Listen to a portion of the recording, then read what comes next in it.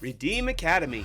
Oh, there's a camera in here. I'll just keep killing things. Sometimes it's in slow motion, sometimes it's rather quick. And most of the time, they're just out there sucking up sunlight. It is not just some simple little blob.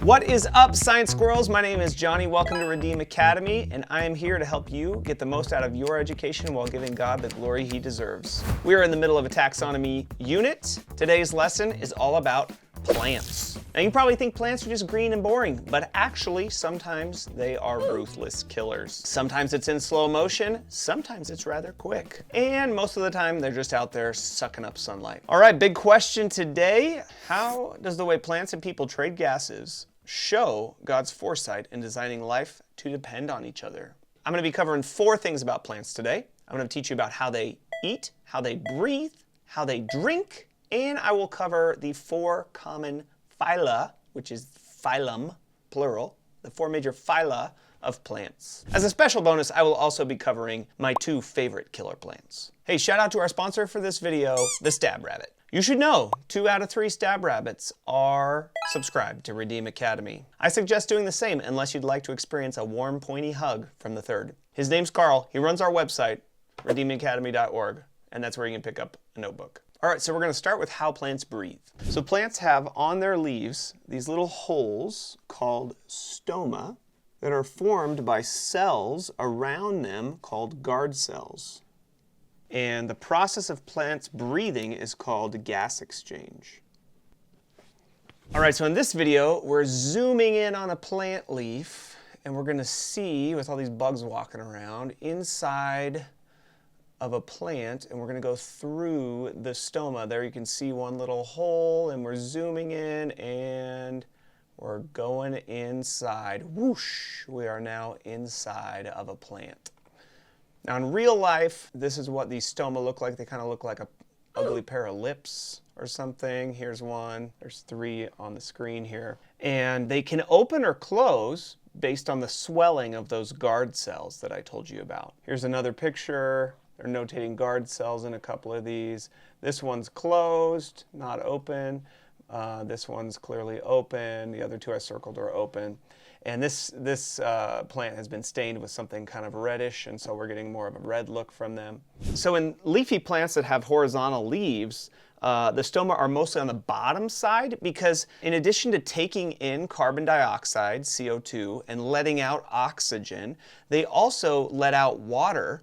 They soak up water in their roots, and they actually let out water from their leaves, and this is how they bring stuff up out of their roots up to their leaves. And so this process is called transpiration.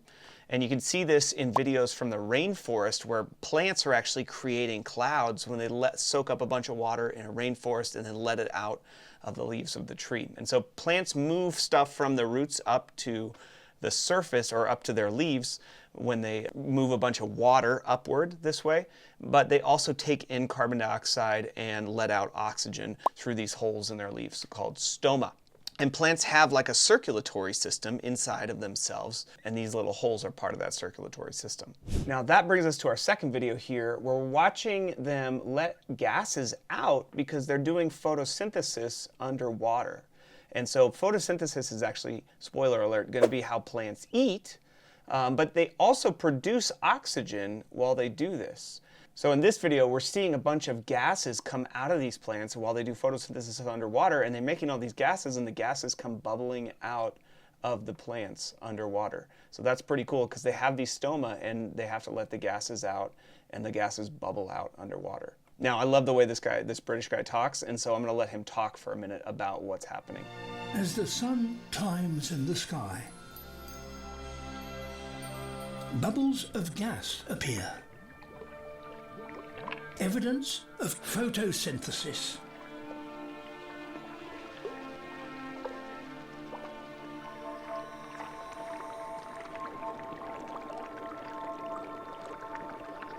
Deep inside the plant cells, tiny structures called chloroplasts move towards the light. They absorb carbon dioxide and use the sun's power to synthesize the sugars that the plant needs to grow.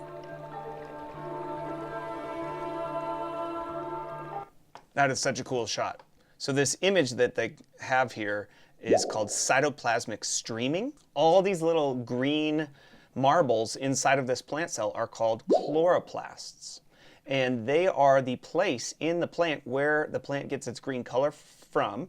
And it's from this stuff called chlorophyll. Chlorophyll? More like borophyll, right? And it's actually where photosynthesis happens in the plant. And all these little balls of chlorophyll will start going in a circle inside of the plant and making a little whirlpool inside of each cell. And that process is called cytoplasmic streaming as photosynthesis gets going like crazy. And as a byproduct, they release oxygen. The gas that we and all other animals must have in order to breathe.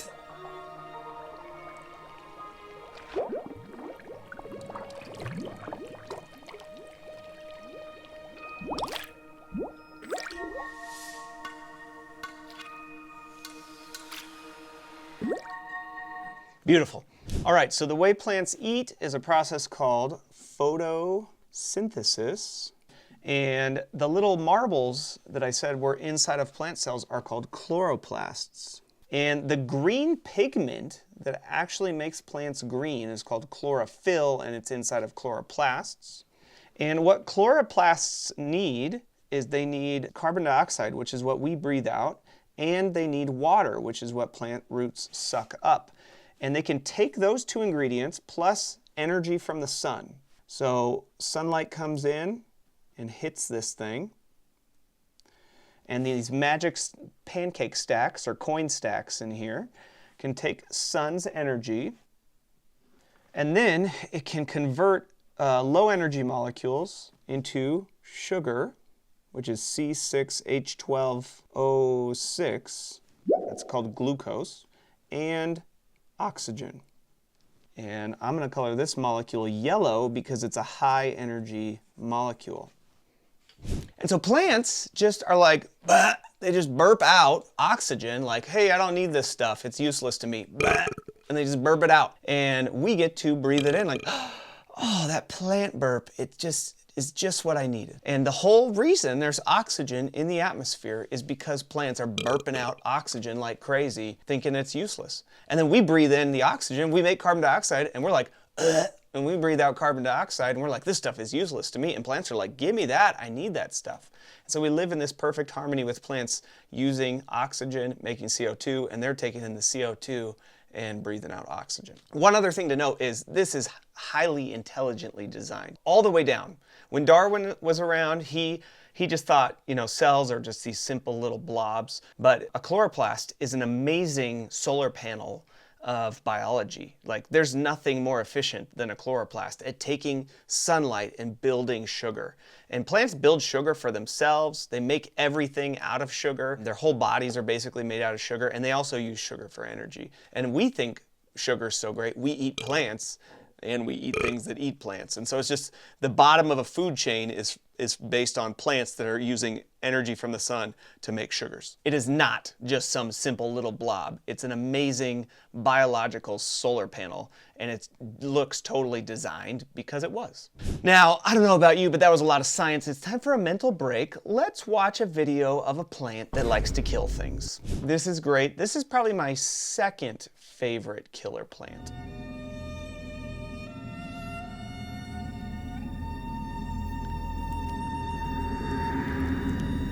The Venus flytrap. Oh yeah.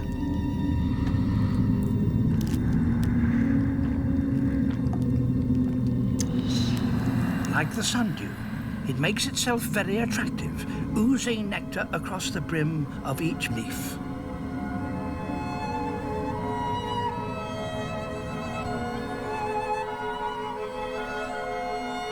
But any visiting insect had better watch out for these 6 tiny hairs.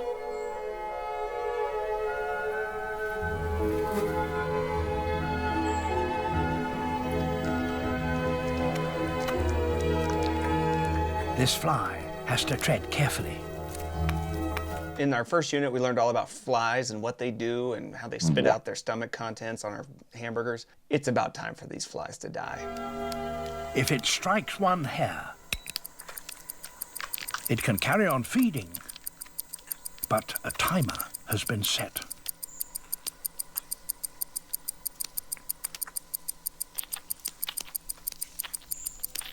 A second strike in less than 20 seconds, and the fly is doomed.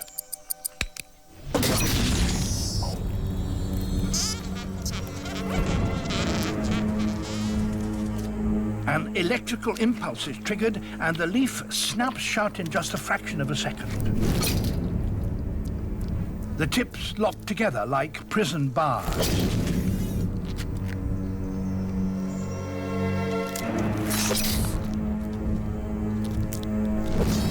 If the fly is very big or very small, it may just manage to escape. Big ones get away. But most are trapped. I love the sound And effects. die.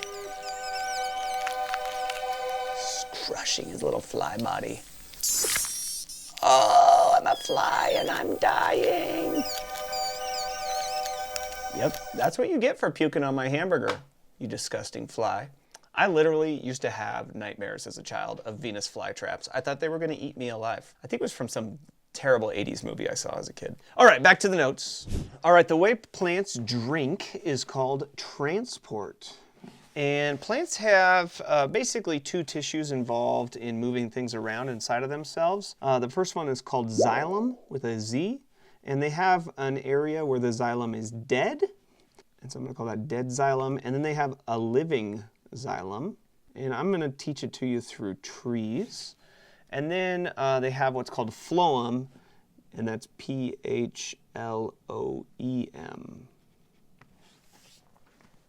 Now, depending on what part of the country you live in, cutting down trees may or may not have ever been a part of your existence. If you live in, I don't know, Arizona or something, Nevada, there's probably not a lot of trees around. I live in Oregon. We have a forest directly behind my house, and we cut down these trees in particular called junipers.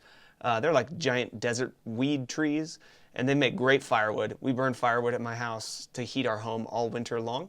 And you can see the heartwood of this really well. So the heartwood is this centered chunk, and this is the dead xylem. And then you can see this portion here, this is the still somewhat alive xylem. And then right when you get to the edge here, you're reaching the phloem. And then we've got some bark on the outside. And there's a little layer in between there called the cambium. And that's like the stem cells that become xylem or phloem. And there's a little bit of other cork stuff in there as well. But those are kind of the main layers. And so let me show you a better diagram of that, but that's the real thing. So here's a cartoon version. Basically, xylem is what gives trees their growth rings. And xylem is what allows water to move up from the roots toward the leaves. And then phloem is what allows sugars that are made in the leaves to move down toward the roots and also move around in other parts of the plants. Here's another picture of the same thing. Your heartwood is your dead xylem. Your regular xylem, they call it the sapwood sometimes. Your phloem is going to be right here on the edge, and then a cambium is like the stem cells that go in both directions, forming new xylem and forming new phloem. And then you can think of the bark as sort of dead phloem, but there's some other stuff in there called cork cambium as well. You don't need to know that. I personally think wood is extremely interesting. You know, my guitar here is made out of wood. It's a Lerve made in Canada. It's made out of mahogany. Other types of wood, spruce, are used for guitars. Now, this wall behind me that I made, it's actually made out of red fir that was our deck outside of our house, and I ripped down a table saw. I've always enjoyed making things out of wood, and God really provided for mankind in the way He designed wood. Wood is made out of sugar. I don't know if you know that, but it's long chains of sugar, and then it's got this other thing in it called lignin. And lignin, this is crazy, is actually long chains of little alcohols, not the kind of alcohol you drink, but a different kind of alcohol. And so you have this long chain of sugars threaded together with long chains of alcohols, and it makes wood extremely difficult to digest for any creature. And so you have bacteria that live in the guts of little termites that can kind of do it, but it takes a long time for wood to break down. So we can build our houses with it, and you can make other things with it, like guitars and It's a really useful building material. And it's like God really provided for us with wood in the way he made wood. You know, another thing just to think about when we're talking about the Earth on scale is we call Earth the blue planet. But if you looked at Earth without thinking about the oceans, it's really the green planet. And all that green stuff is chlorophyll inside those chloroplasts. So all that green you see in Africa right there, this is kind of a low resolution picture, but all that green you see in the United States right there, in Canada, and even down into Mexico, it's all chlorophyll molecules inside of plants. And so like on a large scale, what God made, so much chlorophyll on the earth, and so many trees, so much wood on the earth. And so God has like our little tiny lives in his mind, but he also has like large scale thoughts about what everything's going to do on the earth. Pretty cool to think God's thoughts after him in this moment. Okay, so quick review of transport here in plants. Transport in plants. Every cell in our body needs many different substances to function properly. For example, glucose and oxygen. But the cells cannot obtain the substances directly from outside. Therefore, they rely on the circulatory system to carry these substances from the body part that provides them, like lungs and small intestine, to all the body cells in need. So that's a great metaphor. Just like we have a circulatory system, these pink cells right here represent lung cells, and these purple and yellow cells right here represent the cells in our intestines. And they can bring things to our blood, and then our blood can bring those things to our cells. In plants, vital substances like water and minerals are provided by the soil. So this yellow shaft right here represents a root, and it's bringing minerals like calcium or nitrogen or phosphorus from the roots, like fertilizers, and water from the roots to the plant. Absorbed via the root, while the glucose is produced in the leaf during photosynthesis. There's your photosynthesis. The vascular tissue allows the substances to move from certain parts of the plant to the others. The two main vascular tissues in plants are the xylem and phloem. If you've ever seen a fallen tree and take a closer look inside, almost all of its radial contents, consisting of heartwood and sapwood, are actually xylem tissues, and the inner part of its bark is the phloem. All right, now that video goes way more in depth. We're gonna stop right there. But also, you've probably heard like you can date the age of a tree. It's just the xylem in the spring, it gets really big. It's getting a lot of water and it's getting a lot of sunlight, so it grows really thick. And then as the spring and the summer come to an end, it gets really small and the cells get really small as it's kind of like the end of the season of growth.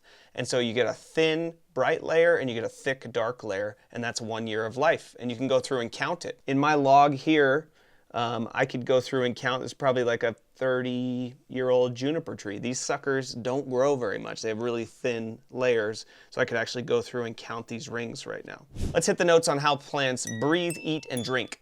All right, the kingdom of multicellular creatures that make their own food, Plantae. Got to make it sound real Latin-y, so we put AE on the end of it. When they take in CO2 and let out O2, that's the reverse of what the humans do, and we call it gas exchange. Okay? Those cells around the stoma that swell up to open or close the doors, those are called guard cells. Plants using sunlight, water, and CO2 to make sugar and release O2. That process is called photosynthesis. The part of a plant cell where photosynthesis takes place is called the chloroplast. When plants move water, minerals, and food through tubes called the xylem and phloem that connect roots, stems, and leaves, we call that transport. The water-moving part is called the xylem, and the food-moving part is called the phloem. All right, time for my favorite carnivorous plant. These are pitcher plants, also from Borneo.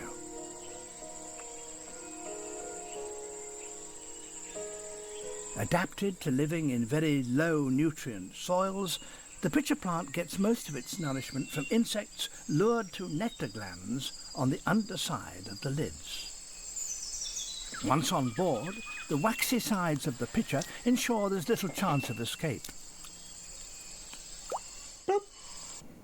Most slip to a watery grave. A watery grave. That guy just went in willing. At I the don't know what he bottom was of the thinking. pitcher, glands secrete enzymes which help to digest the corpses, so feeding the plant. But not all visitors have a fatal attraction to the pitchers. The red crab spider spends its entire life in the pitchers, hanging on with threads of silk. Did you hear that? So this little spider hangs on and is just hanging out in the pitcher plant his whole life.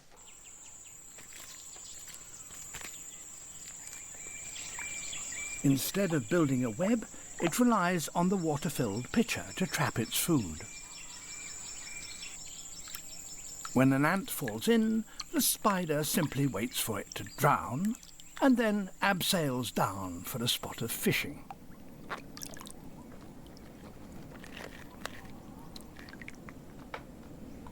I want to know how they got a camera inside the pitcher plant. And then the spider's like, oh, there's a camera in here. I'll just keep killing things.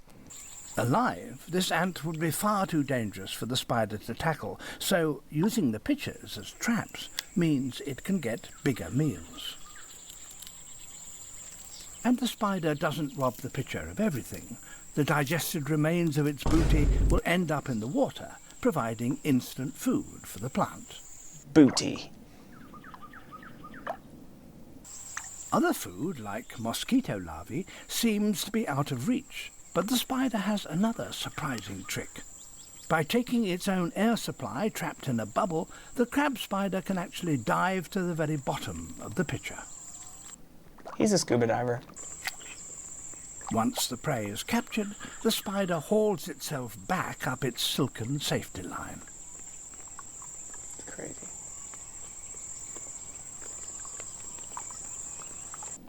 The pitcher is a one-stop shop for this spider, but it's not alone. In the jungle, there's competition for everything, even a small water-filled pitcher plant. That's the end of the video. I always wonder, is that little tadpole, like, did its mom drop it in there to grow up in the pitcher plant and it just needs to stay up toward the top and it won't get affected by the glands in the bottom of the pitcher plant? I have no idea. All right, I'm now going to go over the 4 major phyla of plants. All right, phylum number 1, mosses. All right, so mosses don't really have root systems and they reproduce with spores and they need water to survive. And so they tend to be found in places that never dry out all the way. You'll only find them in the northern hemisphere on the north side of trees, like in this picture. Here you see them more on the north side of these trees in this forest. This probably is the north side of this wall. They do better in places where the sun don't shine. They're basically just nature's carpet. I think it'd be really cool if some country or city, probably be a country in Europe somewhere, they made a whole soccer field out of moss and you could just play soccer on top of moss. Or maybe they could make like a house carpet of moss that's like looks just like moss and it's really spongy and soft. That'd be just lovely, wouldn't it? They do have a spore phase. So you've probably seen moss with these red stems coming up. This is when they're launching out spores for next year. Next phylum is ferns. So mosses had no tubes. They're just like fuzz on the ground. But now ferns have tubes, they have roots, and they have shoots, and they can move things from their leaves to their roots and from their roots to their leaves. I remember as a kid like hiking through the forest and seeing ferns and being like, oh, that's a nice plant. I like how that plant looks. It reminds me of like Jurassic Park and dinosaurs or something. And then the first time I flipped one over, just what is that nasty stuff? You flip another one over, it's black and no! It's like when Buddy the Elf tried passion fruit spray at the mall. I remember just being super grossed out by these things for some reason. But those are their spores, and that is how they reproduce. So again, they use spores to reproduce. They don't reproduce by pollen or by forming seeds. All right, you got just 2 left to cover. Here are the conifers. Okay, and you see the word cone in there, coniferophyta. This is pteridophyta. And so conifers have cones. So the big thing with conifers is that their seeds are naked. They now have seeds, okay? They don't use spores anymore, but they don't wrap their seeds in anything. So their seeds are just naked. So if you look inside of a cone, you can find the seeds for conifers, and their seeds are not wrapped in anything, they're just naked seeds. That's the thing to remember about conifers. All right, and our last phylum of plants is flowering plants. The difference between flowering plants and conifers is flowering plants wrap their seeds up in something. So my example there was an apple tree. Apple trees put their seeds inside of an apple. All flowering plants wrap up their seeds in some kind of a covering. Capiche? Yeah. All right, these last two types are officially also vascular plants that have a xylem and a phloem. Ferns have tubes, but they're not technically xylem and phloem yet. Okay, so plants without tubes, they grow close to the ground and need damp habitat. Those are called mosses. Plants with tubes to move water and food, but they make spores instead of seeds. Those are called ferns. Vascular plants that make seeds and cones instead of flowers, they're naked seeds. Those are conifers. And finally, vascular plants that make flowers and their seeds grow inside of fruit, not naked. Those are flowering plants. All right, this brings us back to the big question. How does the way plants and people trade gases show God's foresight in designing life to depend on each other? Well, it shows God's foresight, doesn't it? That he knew that humans and all the animals he was going to create were going to breathe out CO2. And he knew, hey, we got to recycle this stuff somehow. So he created a totally opposite kind of creature that would take the CO2 and turn it back into O2. And he used energy from the sun to power that reaction. And you're going to learn all about these converse reactions, that the plants have this thing called a chloroplast and the animals have this thing called a mitochondria, and that we live in a perfect symmetry with the plants keeping carbon dioxide and oxygen in balance in the atmosphere. It just shows there's a God who planned this whole earth to function in symmetry. He's good. Hey! Plants are a struggle for me. I'm just not that excited about them. I'm sorry if this lesson wasn't 100% for you, but the great news is the next two lessons are all about animals, and animals are so cool. Have a great day. Peace out, brown trout.